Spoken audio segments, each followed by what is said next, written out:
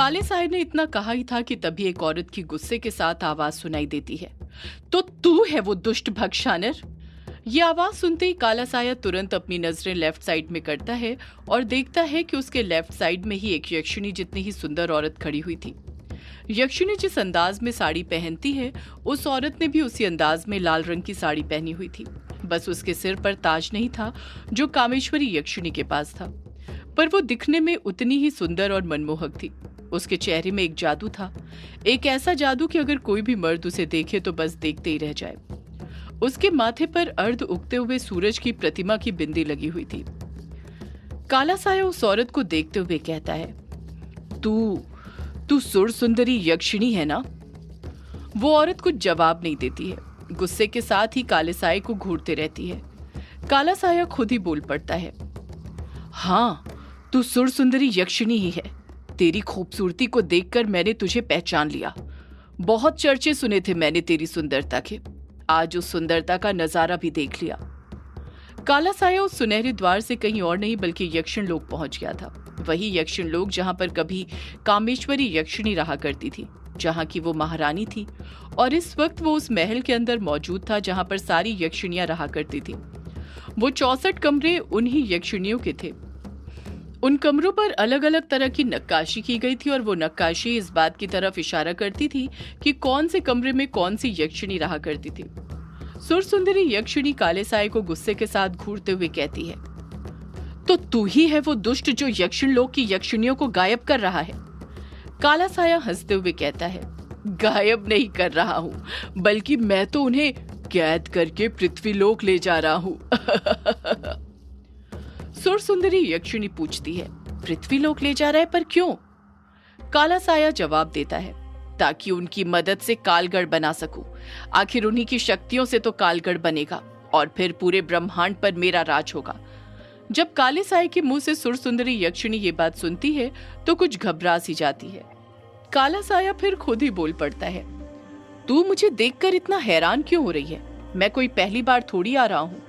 यहाँ पर मैं तो हर अमावस्या और पूर्णिमा की रात आता हूँ और एक यक्षिणी को बोतल में कैद करके यहाँ से ले जाता हूँ। पिछली बार तो मैं अष्टमी की रात ही आ गया था और एक नहीं बल्कि दो यक्षिणी को पकड़ कर ले गया था।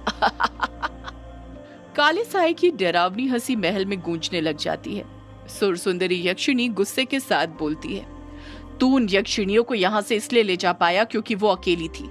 हमें तो पता ही नहीं था भक्षानर कि तू यक्षिणियों को कैद करके अपने साथ ले जा रहा है। हम तो खुद परेशान थे उनके लिए कि आखिर उन यक्षिणियों का क्या हुआ, पर आज तू मेरे सामने आ गया और तूने खुद अपनी सच्चाई मुझे बता दी। अब मैं तुझे नहीं छोड़ूंगी। सुरसुंदरी यक्षिणी की बात सुनकर काला साया हंसने लग जाता है और हंसते हुए ही कहता है, जब तेरी वो महारानी कामेश्वरी यक्षिणी मेरा कुछ नहीं बिगाड़ पाई तो तू मेरा क्या कर लेगी सुरसुंदरी? सुरसुंदरी यक्षिणी कहती है, हमारी महारानी को तो तूने छल से कैद किया था, पर तू मुझे नहीं छल पाएगा। तू यहाँ पर आ तो गया है पर यहाँ से जा नहीं पाएगा। काला साया पलट कर कहता है, तो तू रोकेगी मुझे? सुरसुंदरी कहती है, मैं नहीं, हम सब। जैसे ही सुरसुंदरी यक्षिणी ये बात बोलती है, महल में मौजूद कुछ कमरों के दरवाजे अपने आप खुलने लग जाते हैं। एक साथ करीब 12 दरवाजे खुलते हैं और उन 12 दरवाजों के अंदर से एक से बढ़कर एक खूबसूरत यक्षिणी कमरे से बाहर आकर दरवाजे के सामने खड़ी होने लग जाती है, जो गुस्से के साथ काले साये को घूरे जा रही थी। काला साया तो उन यक्षिणियों को बस देखते ही रह गया था।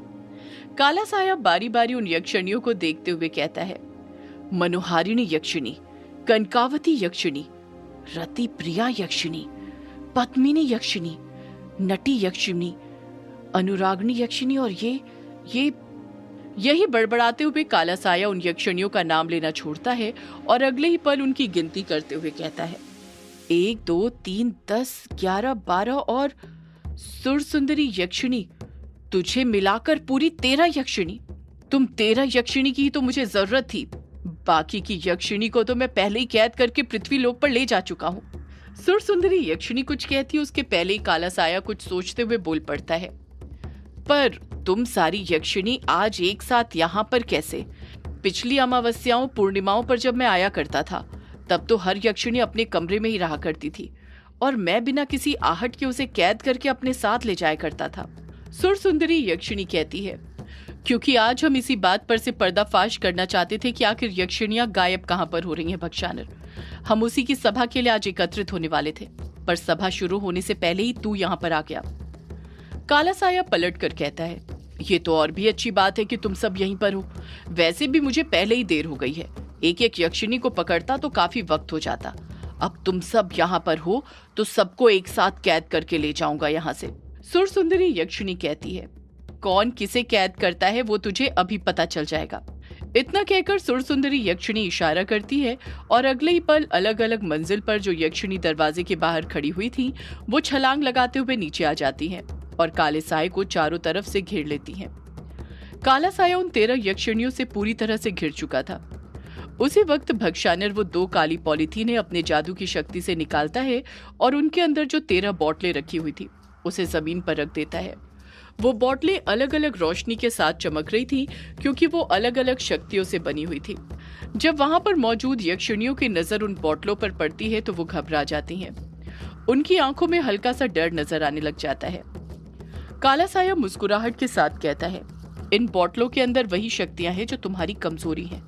जिस तरह मैंने बाकी की यक्षिणियों को कैद किया था, अब उसी तरह मैं तुम्हें भी कैद करूंगा। शंखिनी यक्षिणी गुस्से के साथ बोल पड़ती है, भक्षानर तू नहीं, अब हम तुझे कैद करेंगे। इतना कहकर शंखिनी यक्षिणी काले साये को मारने के लिए आगे बढ़ने लग जाती है। उसी वक्त काला साया मंत्र पढ़ते हुए कहता है, ओम शंखधारिणे शंखाभरणे हमाम हिम क्लीम क्लीम श्री बंधयति। जैसे ही काला साया ये मंत्र पूरा पढ़ता है, शंखिनी यक्षिणी पानी की शक्ति से बनी हुई बोतल के अंदर जाकर कैद होने लग जाती है। वो अपने आप उस बोतल के अंदर चले जाती है। शंखिनी यक्षिणी बोतल से बाहर निकलने के लिए जैसे ही बोतल को तोड़ने के लिए अपने हाथों से धक्का देती है, उसे एक झटका लगता है और वो बीच में आकर खड़ी हो जाती है। शंखिनी यक्षिणी चीखने चिल्लाने लग जाती है, पर उसकी आवाज बोतल से बाहर ही नहीं आ पा रही थी। शंखिनी यक्षिणी को ऐसे कैद होते हुए देख बाकी की यक्षिणी कुछ घबरा सी जाती हैं, पर वो बिल्कुल भी डरती नहीं है, बल्कि भक्षानर का बड़ी बहादुरी से सामना करने लग जाती है। हर यक्षिणी भक्षानर को छूने की कोशिश कर रही थी, पर भक्षानर था कि उन्हें चकमा देकर यहाँ से वहां जा रहा था, क्योंकि वो भी ये बात जानता था कि अगर किसी भी यक्षिणी का उस पर हाथ टच तक हुआ तो वो यक्षिणी उस पर काबू पा सकती थी, उसे मोहित करके अपने वशीभूत कर सकती थी। पर भक्षानर भी उनसे ज्यादा चालाक था, इसी वजह से वो उन्हें चकमा देकर एक के बाद एक मंत्र पढ़ते जा रहा था और बाकी की बची हुई यक्षिणी को बोतल के अंदर कैद करते जा रहा था। एक के बाद एक यक्षिणी कैद होते जा रही थी। देखते ही देखते 11 यक्षिणियां कैद हो जाती हैं और अंत में बस सुरसुंदरी यक्षिणी और चंद्रामृत यक्षिणी बचती हैं। वो दोनों भी भक्षानर को पकड़ने की कोशिश में काफी थक गई थी और हांफे जा रही थी, पर उन दोनों ने फिर भी हार नहीं मानी थी। उनको देखकर ऐसा लग रहा था जैसे वो भक्षानर को पकड़ कर रहेगी। काला साया हंसते हुए कहता है, तुम दोनों भी मेरा कुछ नहीं बिगाड़ सकती। मैंने कहा ना, नियति खुद चाहती है कि कालगढ़ बने, तभी तो नियति ने तुम सबको एक साथ यहाँ पर लाकर खड़ा कर दिया था और मैंने सारी यक्षिणी को कैद कर दिया, और अब बस तुम दोनों बची हो, मैं तुम्हें भी कैद कर लूंगा। चंद्रामृत यक्षिणी सुरसुंदरी यक्षिणी की तरफ देखते हुए हड़बड़ाहट के साथ कहती है, सुरसुंदरी यक्षिणी, हमें यक्षों को बुलाना चाहिए, वरना ये भक्षानर हमें भी कैद कर ले जाएगा और फिर हम कुछ नहीं कर पाएंगे। सुरसुंदरी यक्षिणी कहती है, पर ये परंपरा के विरुद्ध है। तुम्हें पता है ना, इस महल के अंदर यक्षों का आना मना है। यहाँ पर सिर्फ यक्षिणियां आ सकती हैं। अगर यक्ष इस महल के अंदर आए तो इस महल की पवित्रता खत्म हो जाएगी, ये सोने का नहीं रहेगा। चंद्रामृत यक्षिणी कुछ कहती है उससे पहले ही काला साया हंसते हुए बोल पड़ता है, इसी बात का फायदा उठाकर तो मैंने इस सुनहरे द्वार का मुख इस महल के अंदर खोला था, ताकि बाकी के यक्षों को इस बात का पता तक ना चले और मैं चुपचाप एक एक यक्षिणी को पकड़ कर ले जाऊं। पूरे 2 साल लगे मुझे एक एक यक्षिणी को पकड़ने में, पर अब मैं अपने मकसद के बहुत करीब हूँ और अब मैं तुम्हें भी पकड़ लूंगा। सुरसुंदरी यक्षिणी चंद्रामृत यक्षिणी को इशारा करती है। चंद्रामृत यक्षिणी इशारा समझते ही यक्षों को बुलाने के लिए वहां से भागने लग जाती है। वो भाग पाती उससे पहले ही काला साया मंत्र पढ़ते हुए कहता है, ओम गुलु गुलु चंद्रामृत मई अवजालितम हुलु हुले चंद्र नीरे बंधयति। जैसे ही काला साया मंत्र पूरा पड़ता है, चंद्रामृत यक्षिणी आग की शक्ति से जो लाल बोतल बनी हुई थी उसके अंदर जाकर कैद हो जाती है। वो भी बाहर निकलने की कोशिश करती है, पर बाकी की यक्षिणियों की तरह बाहर नहीं निकल पाती है, बोतल के अंदर ही कैद होकर रह जाती है।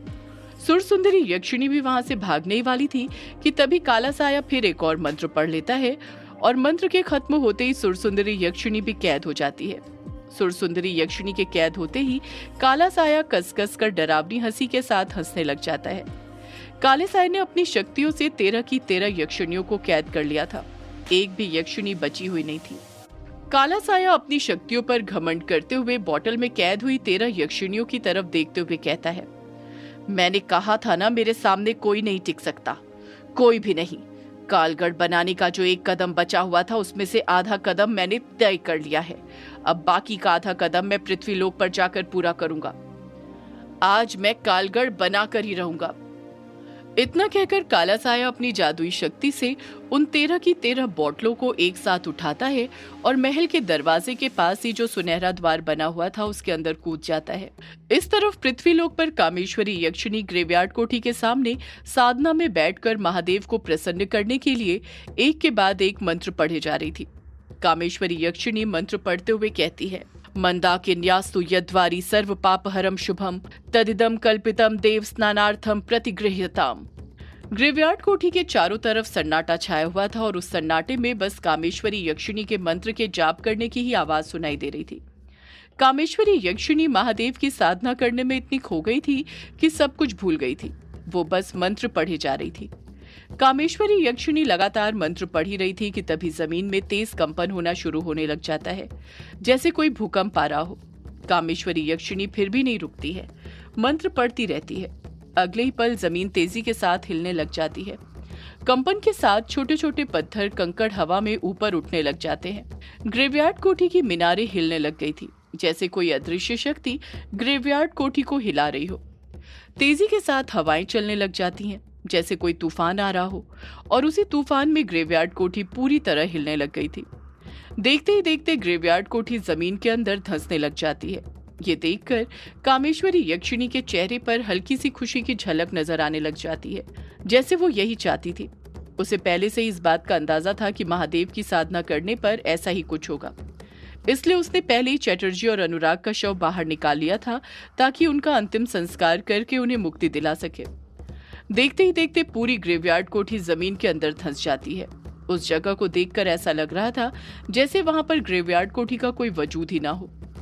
जैसे ही पूरी तरह ग्रेवयार्ड कोठी जमीन के अंदर धंसती है, जमीन के अंदर से एक सफेद रोशनी निकलने लग जाती है और उसी सफेद रोशनी के साथ एक काले रंग का शिवलिंग जमीन के अंदर से निकलते हुए ऊपर की तरफ उठने लग जाता है। जैसे ही वो शिवलिंग पूरी तरह जमीन से बाहर निकलता है, सफेद रोशनी निकलनी बंद हो जाती है। वो शिवलिंग जमीन के ऊपर आकर स्थापित हो जाता है। उसी वक्त कामेश्वरी यक्षिणी मंत्र पढ़ना बंद कर देती है। उसके चेहरे पर एक अलग ही खुशी थी, जैसे उसे वो चीज मिल गई हो जिसकी उसे जरूरत थी। कामेश्वरी यक्षिणी अगले ही पल अपनी जगह पर से उठती है और शिवलिंग के पास जाकर उसके सामने नतमस्तक होते हुए नम आंखों के साथ बोल पड़ती है, आखिर आपने मेरी पुकार सुन ही ली महादेव। मुझे पता था आप कभी अपने सच्चे भक्तों को निराश नहीं कर सकते। आप सच में महान है महादेव, आप महान हैं। जमीन के अंदर से जो शिवलिंग निकलकर बाहर आया था वो कोई और नहीं बल्कि वही शिवलिंग था जिससे एक बार भक्षानर महादेव को प्रसन्न करने के लिए उनकी साधना कर रहा था।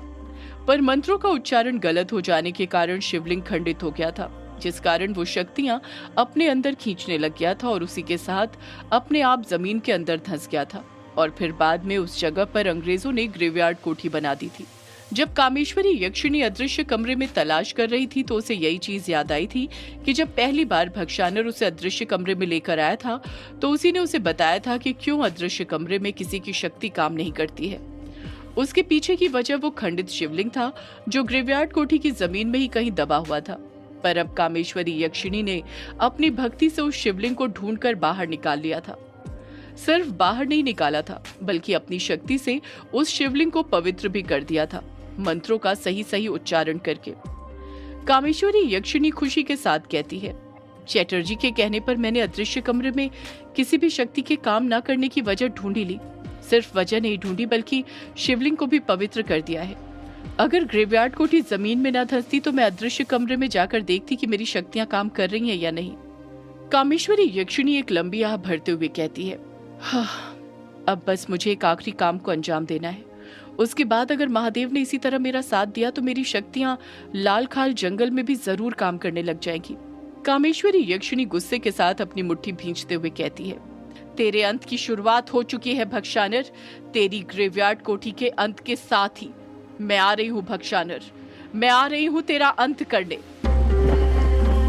सदियों से है पुरानी ये है यक्षिणी की कहानी। यक्षिणी एक आग है, यक्षिणी तेरा ख्वाब है।